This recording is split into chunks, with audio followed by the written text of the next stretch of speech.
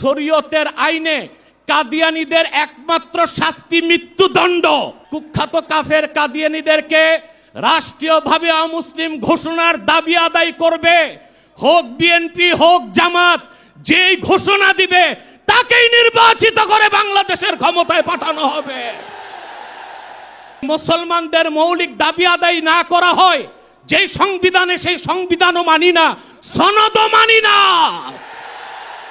এক্ষুনি আপনাদের সামনে গুরুত্বপূর্ণ বক্তব্য পেশ করবেন তাহরিকে খতমে নবুয়ত আন্দোলন বাংলাদেশের আমির ডক্টর এনায়েতুল্লাহ আব্বাসী। ডক্টর এনায়েতুল্লাহ আব্বাসী।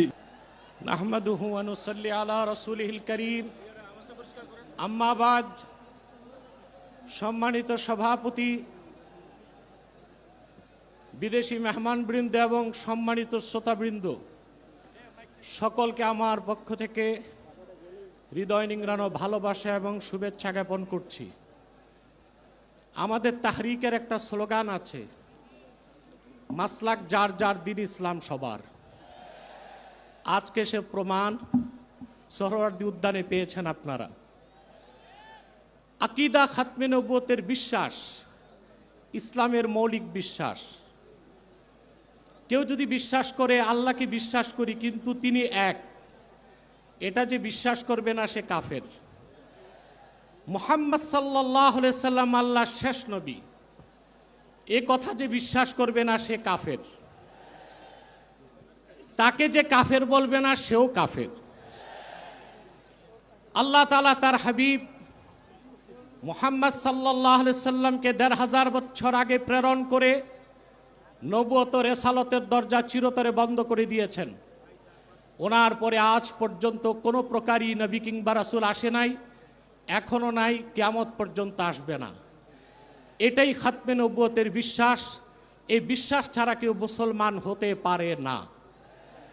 আমাদের দেশে যারা প্রচলিত রাজনীতি করে তারা সেকুলার রাজনীতির দোহাই দিয়ে কাদিয়ানীদেরকে অমুসলিম ঘোষণা করতে চায় না। তাদের কাছে আমার প্রশ্ন, সেকুলার রাষ্ট্র আর গণতান্ত্রিক রাষ্ট্রের শুধু কাজ অমুসলিমদের স্বার্থ রক্ষা করা, আর দেশের প্রকৃত মালিক যে মুসলমান, যাদের ট্যাক্স আর ভ্যাটের টাকায় সরকারের মন্ত্রীদের গাড়ির পেট্রোল জ্বলে, সে মুসলমানদের মৌলিক দাবি আদায় না করা হয় যেই সংবিধানে, সেই সংবিধানও মানি না, সনদও মানি না।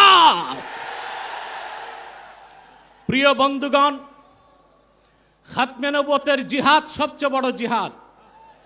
খাতমে নবুয়তের আন্দোলন সবচেয়ে বড় আন্দোলন। আপনারা আগেও শুনেছেন, রাসূলুল্লাহ সাল্লাল্লাহু আলাইহি সাল্লামের জামানায় 10 বছরের যুদ্ধে ইসলামের পক্ষে এবং বিপক্ষে মোট মানুষ নিহত হয়েছিল 1018 জন। আর সিদ্দিক আকবরের জামানায় মুসাইলামাতুল কাজ্জাবের বিরুদ্ধে যে অভিযান হয়েছিল, সেই যুদ্ধে 1000-এর উপর সাহাবী শাহাদাত বরণ করেছিলেন। যুগে যুগে মিথ্যা নবুয়তের দাবিদাররা যখনই এসেছে, উম্মতের মুসলমান তরবারি দিয়ে ফায়সালা করেছে। ইসলাম পরিপূর্ণ হওয়ার হাজার হাজার বছর পরে ইংরেজ আমলে এক শয়তান, ইংরেজদের 5 গোলাম, মির্জা গোলাম শয়তান কাদিয়ানী নবুয়ত দাবি করেছিল। তাকে আমি গোলাম আহমদ বলি না। কাফের কখনো গোলাম আহমদ হতে পারে না। কাজ্জাব কাদিয়ানী ছিল গোলাম শয়তান কাদিয়ানী। 1908 সালে আল্লাহর গজবে সে ধ্বংস হয়ে জাহান্নামের কুকুর হয়েছে।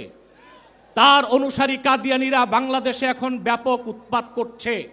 আপনারা জানেন, বর্তমান সরকার দায়িত্ব নেবার পরে বাংলাদেশের বিভিন্ন জায়গায় কাদিয়ানীদের নতুন নতুন আস্তানা গড়ে তোলা হয়েছে। কাদিয়ানীদের আস্তানা পাহারার জন্য সেনাবাহিনী, পুলিশও মোতায়েন করা হয়েছে। যদি তারা সংখ্যালঘুই হয়ে থাকে তাহলে তাদেরকে সংখ্যালঘু ঘোষণা করতে সমস্যা কোথায়? এদেশে তো হিন্দু, বৌদ্ধ, খ্রিস্টান আছে। আমরা কি তাদেরকে অমুসলিম দাবি করো বলি? তারা অমুসলিম পরিচয়ে আছে। তাদের উপাসনালয়গুলোকে আমরা মসজিদ বলি না, গির্জা বলি, প্যাগোডা বলি, মন্দির বলি। কিন্তু কাদিয়ানীরা ইহুদিদের চেয়ে নিকৃষ্ট কাফের। তারা জিন্দিক।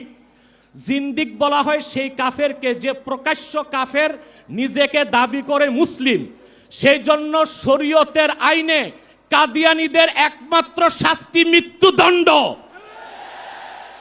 যেহেতু বাংলাদেশ সেকুলার রাষ্ট্র, আমরা ছোট একটা দাবি করেছি, তাদেরকে অমুসলিম ঘোষণা করতে হবে। এই দাবি আপনারা কিভাবে আদায় করবেন? ঐক্যবদ্ধ হয়ে বছরে একটা কর্মসূচি দিলেই হবে না। আমি মনে করি এই ময়দান থেকে কর্মসূচি হওয়া উচিত। কুখ্যাত কাফের কাদিয়ানীদেরকে রাষ্ট্রীয়ভাবে অমুসলিম ঘোষণার দাবি আদায় করবে, হোক বিএনপি হোক জামাত, যেই ঘোষণা দিবে তাকেই নির্বাচিত করে বাংলাদেশের ক্ষমতায় পাঠানো হবে। আপনারা রাজনৈতিক দলের নেতৃবৃন্দ, ইসলামী রাজনীতির দোহাই দিয়ে যারা আন্দোলন করেন, আপনাদের কর্মসূচিতে কেন ঘোষণা দেন না সংসদে গেলে কাদিয়ানীদের অমুসলিম ঘোষণা করবেন? পশ্চিমারা খেপে যাবে। ভারতের তাবেদারি, যুক্তরাষ্ট্রের তাবেদারি করে কেউ ক্ষমতায় যেতে পারবে না। যদি যায় ক্ষমতায় টিকতেও পারবে না। এক সাগর রক্তের বিনিময়ে হলেও বাংলাদেশে কাদিয়ানীদেরকে রাষ্ট্রীয়ভাবে অমুসলিম ঘোষণার দাবি আদায় করা হবেই হবে। ওয়াখির দাওয়ানা আনিল হামদুলিল্লাহি রাব্বিল আলামিন।